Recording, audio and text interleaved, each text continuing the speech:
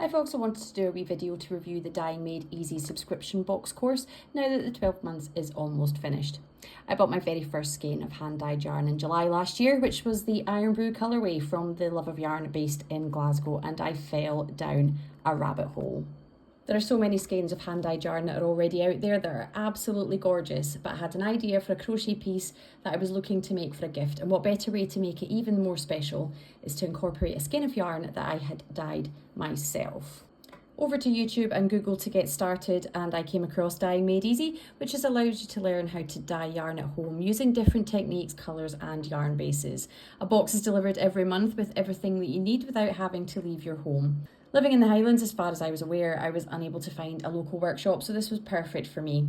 I was signed up as a Christmas present, and the first box arrived at the beginning of January with a bonus skein of gorgeous, soft, chunky yarn.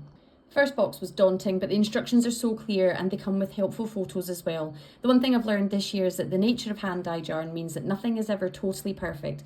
Being a bit OCD, it took me a while to accept that, but once I did, it opened up so much more in terms of trial and error. They were happy accidents really. Drips, fingerprints, smudging, it's all good, and it adds to a really unique skein. I do prefer bright colours, and the boxes come with a bit too many greens and oranges and yellows for my liking, but there's so much more to discover when you mix the colours together, and these dyes mix really well. One box I didn't actually complete was the wet felting box. It just wasn't my thing, and I've left it untouched, for the moment at least.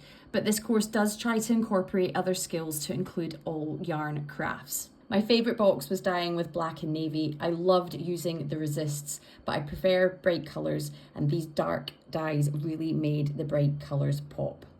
They have a lot of beautiful knitting patterns on their website, which are suitable for the yarns that are included in the course. However, being a crocheter myself, I had to look online for small or single skein crochet projects instead. There's also a closed Facebook group for members to share stories and get help, and Caroline is also at the other end of an email.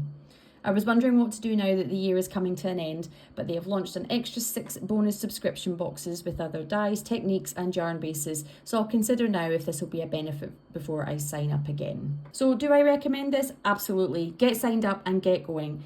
If you love yarn, then give this a go. Who cares if you've already got unused yarn in your stash, because remember, collecting yarn and using yarn are two separate hobbies.